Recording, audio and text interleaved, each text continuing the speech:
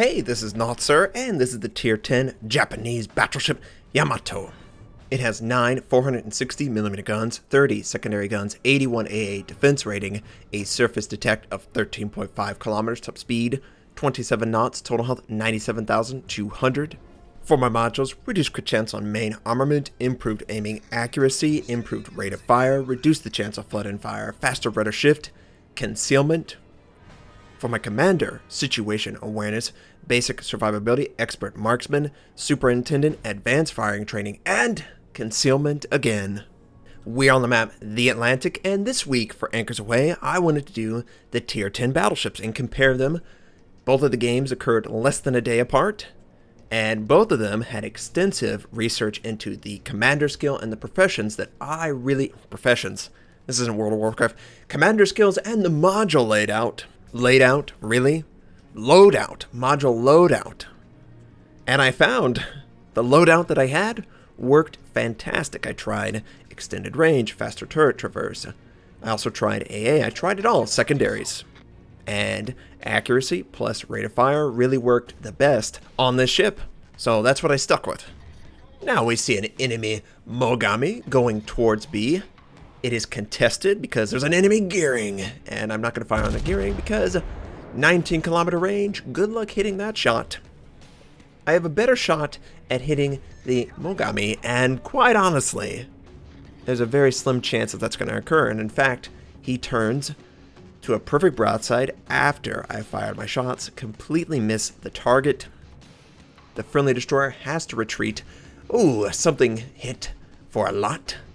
He took a big citadel. No torpedoes are close by. It had to be a citadel, and it probably was from the Izumo that's right next to me. I can't really see a better angle, and wow, okay, the guy's dead. Who killed him? No, it was not the Izumo. Maybe it was a North Carolina? Is that what that is? An Iowa? Well, it was a good shot. I continue my barrage on the enemy. I fire at an enemy Iowa behind an island, undetected, and we do 5 shells make contact for 7,800, which is, it could have been better. Let's face it. The stats would show that a full broadside from this ship should be able to do more than 7,800, but I'll take it. I wasn't detected, so this enemy cruiser, the Atago, did not recognize the location that I'm at. And he is trying to retreat, at least that's what it looks like, because he's running into a lot of friendlies for me, enemies for him. I set up a broadside in the direction as he retreats. I give him about 1.5 times the lead on time to target. It looks good. Oh, yes, it was good. Wow. 24,000 points of damage, devastating strike. There is no longer an enemy cruiser on the map. And it's because of this great big beauty. It really is a pleasure. They both are a pleasure, you will see, and I think it's pretty fair to say that the strengths and weaknesses of both now are pretty comparable. You don't feel like you're giving up as much. Yeah, sure, you got bigger caliber, so you can penetrate at more awkward angles, but having 3 more guns feels pretty good on the Montana. AA protection, second to none. Good luck anyone trying to attack you with aircraft. And of course, the second I say that, some aircraft carrier is going to meet me in combat and go directly for my ship and take me out, and I deserve it. So as we move towards B, I am detected. I notice there's an enemy hipper showing a pretty good broadside, so I lead the target 1.5-ish, which would put me about 15 ticks away from the center. And initially it looks pretty bad. It looks like the hipper can react, and that's what he does. He turns away, and one shell clips him for about 15,200 points, less than 15, but 15's a good number. It's a big number. Now, I was detected the entire time by the enemy destroyer, who has popped his smoke and he's directly in front of me. Clearly, he was not moving. He was setting up for possibly a good torpedo. Yeah, here they come. 1 torpedo set. The second torpedo set, we're going to take one on the nose, which is the worst case scenario. There's absolutely no torpedo protection on the bow. It does full damage and causes a flood. But we're still alive, and it was only 1 torpedo. Now, where do you think the enemy is located? Yeah, he's in the smoke right in front of me. And I try and tell my team, hey, I need someone to back me up. Let's pincer this guy in the smoke and take him down. And initially, it sort of looks like the Izumo on my starboard side and the destroyer on my port side are interested in doing just that. So I'm going to push forward aggressively. This is dangerous in the best of times. This is the best of times. When you have a teammate on both sides of you pincering a target. So don't ever do this when you're isolated and you don't have support. Just don't do it. It's not worth the risk. Just move on. But in this scenario, I'm not going to pass up the chance to take out a destroyer. And for whatever reason, people just don't value the life of a destroyer as much as they should. They really are equal to a battleship, equal to a cruiser, equal, well, maybe not equal to an aircraft carrier in the detection it provides, and just the threat, but they are very important to the success or failure of your team, and you can't underestimate that. And oh, his smoke's going away. Ooh, he's stationary. Secondaries are opening him up. I fire at the waterline, and wow, that dispersion. We only get 6K.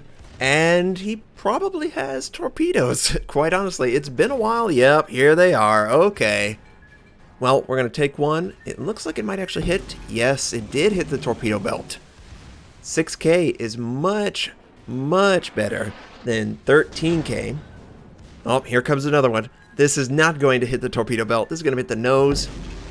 Okay, that hurt. Aw, he pulled a Notser, and I let him too much. Secondary, can you take him out? Nope. The Izumo's secondary gets close quarters expert for him.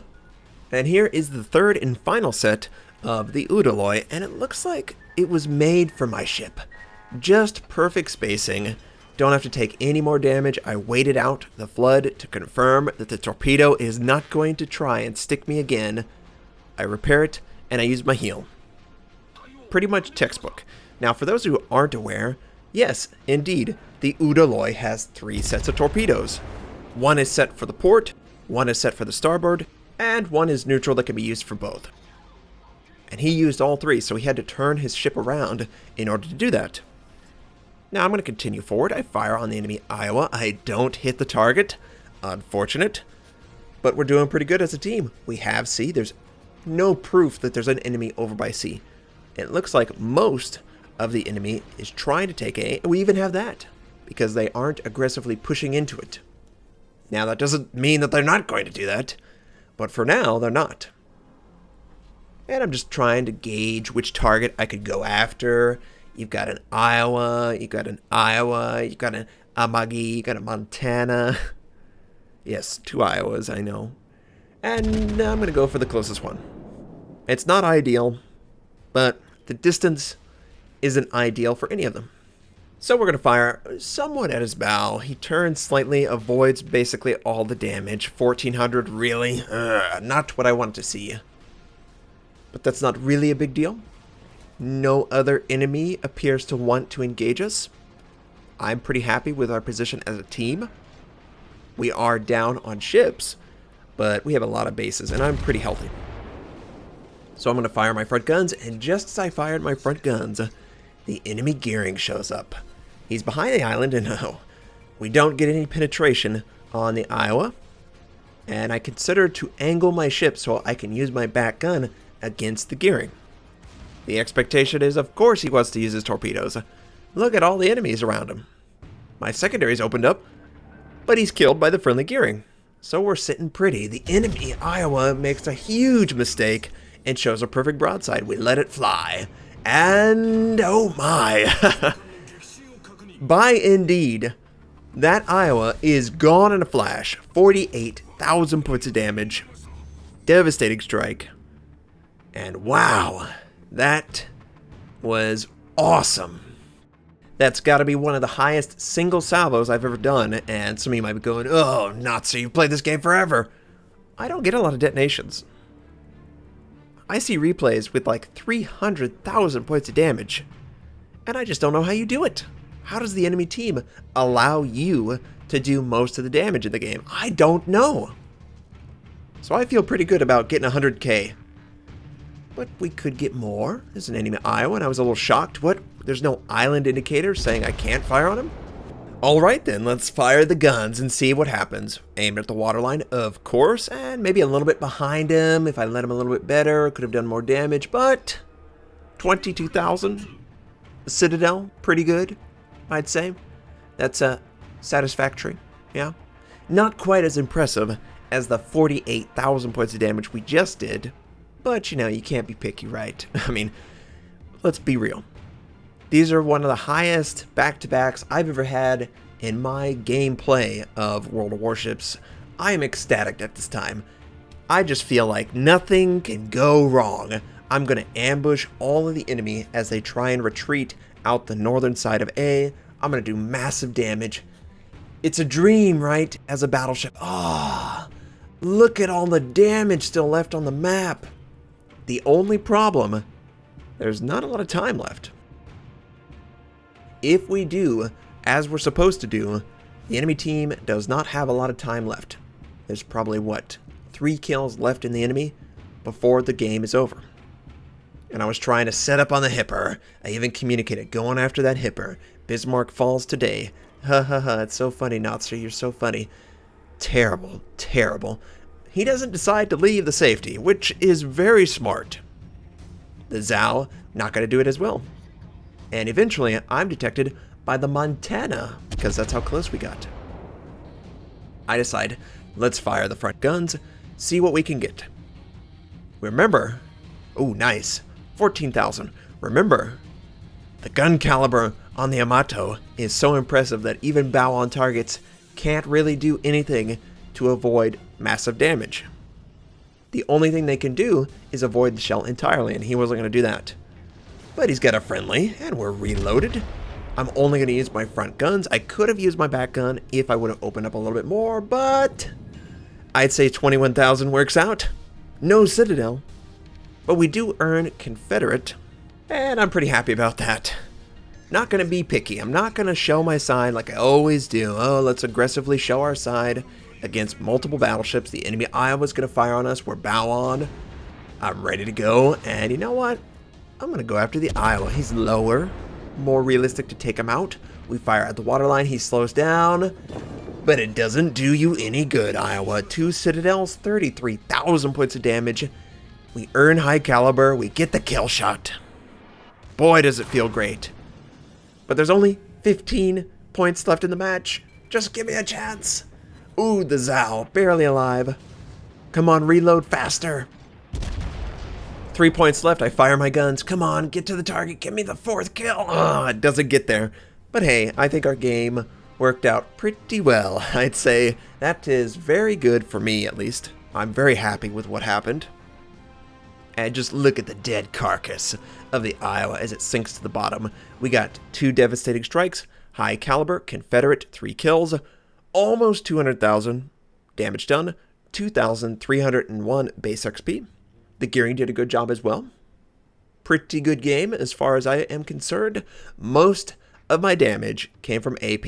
Big shocker there. This game is a great representation of the dream game for battleships. Finding enemies that show their broadside and your citadels hit the target. The dispersion works out in your favor, so you can exploit it. But that's not the only game. We're going to see the Tier 10 American battleship Montana. She has 12 406mm guns, 20 secondary guns, 97 AA defense rating, a surface detect of 15.6 kilometers top speed, 30 knots, total health 96,300. For my modules, reduced crit chance on main armament, faster turret traverse, improved accuracy, reduce the chance of flood and fire, faster rudder shift, concealment. For my commander, situation awareness, basic survivability, basic firing training, expert marksman, superintendent, and advanced firing training. We're on the map Tears of the Desert, and it has been a while since I've shared a game on this map. Now, this is basically my Montana build. This is what I prefer to use. The only thing I would add is concealment as the level 5. I don't have a commander that skilled yet. My Iowa commander is more skilled, and I'm going to keep it that way. I think the Iowa is a little bit more impressive power at a tier 9 versus a tier 10. And it's a cheaper ship to run. So that's a little bit more the reason, but we're almost there on the Montana. Now I'm going to engage the enemy Mogami, and I'm firing all guns. Lead the target, he reacts a little bit, turns away, but it doesn't save him from 3 shells that do 8,900 points of damage, which is not bad, but I would have liked more, right? Double or nothing. Give me tons of damage. So we're going to reload, and just look at how fast these turrets traverse. It is just night and day compared to the Yamato. It's just, you can't even compare them. It's twice as fast, nearly. It really is much easier to manage. And, ooh, we do pretty good damage. We did, what, 9,000? 10,000-ish? Against that enemy destroyer, and that worked out really well. Now, notice the location I'm sitting. I am trying to line of sight a lot of the enemy ships. I'm trying to engage other ships. Some of you might be saying, oh, you're letting your team take all the damage for you. Well, that is true, but they are taking the damage because of their positioning, not because I'm letting them take the damage. I'm focused on trying to take out targets. Like the destroyer. Like the cruisers. Easy targets that are really, really annoying for a battleship. This Hipper is showing a ton of its side. I'm going to exploit that. Now, I'm not leading quite 1-to-1, or 1.5, sorry, because I felt like he was moving a little bit slow. And I think the prediction worked out pretty well, I'd say. What did we do? We did almost 20,000, 18,000 points of damage. Yeah. Now, that enemy destroyer that we did significant damage to is firing on us from inside the smoke. That little dirty sneak. I can't do anything about it. So I'm going to try and give ground, at least to force him to move. Maybe my friendlies can torpedo him. And that would be great if they could. Oh, he's moved back. Notice that C is no longer contested. This enemy North Carolina, he's got pretty good angling. Probably not a good target to fire on in hindsight. But, okay, the damage worked out pretty well. Never mind. Anytime you can do 10k, it's worth it. Now, I allowed the fire to burn because it's just not worth it to put one fire out on a battleship. There's too much of a risk that you're going to take on more fire after the fact. I see way too many battleships put out a fire nearly immediately, and you are running a huge risk that good players will exploit. They will recognize that, oh, this guy's already used it. Now I'm trying to take the Udaloy out. He's shifty, though. He avoids the shots. The last one's not going to make it. Yeah, not going to make it. But we're doing okay. The Tirpitz is taking a lot of fire, and I just can't do anything to help him there. I have to focus on targets. I can't risk the ship quite as much as I would like. I am willing to take damage, but first priority is to help my team succeed, and I think trying to take out these cruisers is the best course. Of course, when a North Carolina is moving aggressively towards a ton of friendlies, I don't really have to worry about that guy. He's gonna die. We take out one of the Donskoy guns. I think it was a back one, and I notice, friendly cruiser. We are going to run into each other. So I try to adjust my heading so he can slip by safely. The Donskoy is one of those ships you don't want to be the primary target of a battleship. It has such a large turn radius. It's so sluggish with its rudder shift. And are we going to? Yes, indeed. Woo! That felt good. I know that feel. I'm working on the Donskoy, and it just cannot get out of the way. It can't. It can't get out of the way. It turns so poorly. But every cruiser you take out is one less cruiser that's going to go after you or your allies. And it's much easier to take those cruisers out and leave the battleships isolated and alone, scared of the friendly destroyers that could potentially torpedo them. So you're not taking away from your team. You're not hindering your team's ability to fight. You are doing a great service to your team. Don't feel like you need to just throw your ship away when others are willing. I have a tough time with this. I really do.